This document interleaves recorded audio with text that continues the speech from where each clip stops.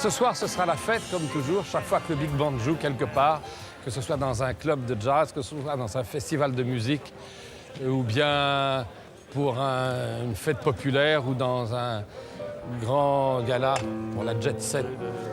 Et comme je suis entouré des meilleurs musiciens qui jouent cette musique, c'est reconnu un peu universellement. Donc moi, je suis heureux et je crois que le public l'est aussi.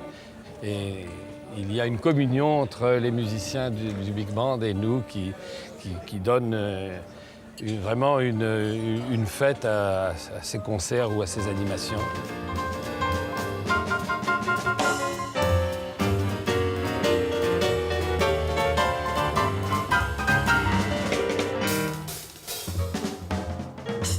Vous avez vécu des grands moments? Il y a eu des moments fantastiques, notamment aux États-Unis, quand nous avons joué à South Seaport de New York, où on attendait 3000 personnes, il en est arrivé 30 000. Il y a eu quelque chose en France quand on a célébré la fête de la Libération et de la victoire, place de la Concorde. J'ai vu une marée humaine devant l'orchestre. Je disais aux gens de la sécurité, mais c'est pas possible, ils sont au moins 5000.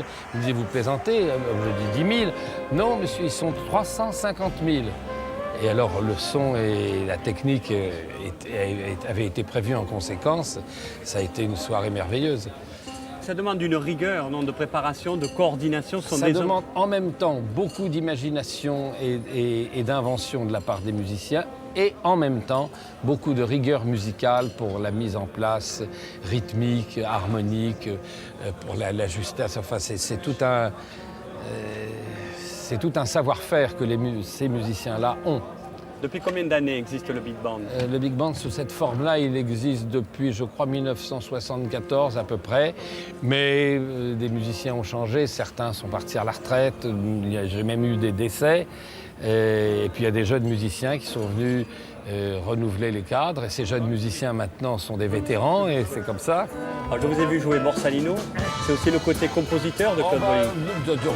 Quand on va faire danser, on va placer quelques notes de Borsalino à un moment, oui, parce que c'est un peu inévitable. On me le demande toujours, et si on ne me le demande pas, il faut que je le joue, et si je ne le joue pas, on me le demande. Et pourquoi c'est inévitable?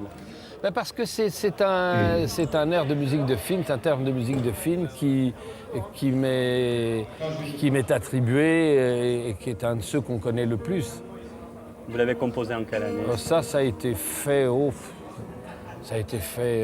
début des années 60. C'est un air indémodable. Je ne sais pas si c'est indémodable, parce que comme il avait un côté rétro au départ, il ne peut pas se démoder. Claude, si vous aviez un message à transmettre aux futures générations, ce serait lequel? Aïe, aïe, aïe, quelle responsabilité d'opter pour la vie, pour la musique vivante, et de ne pas se laisser enfermer dans les musiques mécaniques et dans les musiques de synthèse qui éloignent trop l'être humain de la vie. Et qu'est-ce qui provoque la vraie émotion? C'est la voix humaine, c'est l'instrument qui est joué par la bouche de l'homme, par la main de l'homme, par Est-ce qu'on peut imaginer de l'homme ou de la femme, parce que là, pour accompagner Shirley Bassey, on a une très jolie brochette de violonistes qui sont des filles charmantes et pleines de talent. Il y a de plus en plus de musiciennes qui peuvent prendre le relais des hommes et des garçons. Ça, c'est comme ça. Et vous, là-dedans, est-ce que vous pourriez vivre sans piano? Ça, c'est une question à laquelle on ne peut pas répondre. Si j'étais habitué à faire autre chose que j'aime, peut-être. Mais là, c'est pas que je pourrais vivre ou pas vivre sans piano, c'est qu'on a besoin de s'entraîner perpétuellement, on a besoin d'être à la recherche de nouvelles choses. Et comme le piano est mon instrument celui par lequel je m'exprime. J'ai toujours besoin d'un piano pour mon entraînement régulier ou pour mes recherches ou pour composer. Oui, mais sans la musique, vous Et pouvez alors, pas. ben non, puisque c'est la seule chose que je sache faire. Je sais un peu bricoler, puisque je fais du modélisme ferroviaire, mais ça, c'est un autre domaine. Mais ça, je ne peux pas en faire une profession.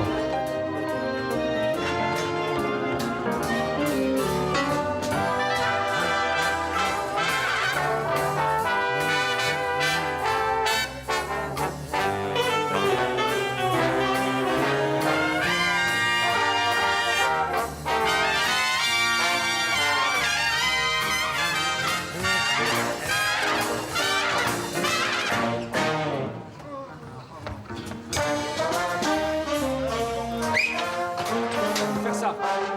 Tu peux faire ce que tu veux, l'important c'est que tu y ailles franchement, que tu remplisses les deux mesures.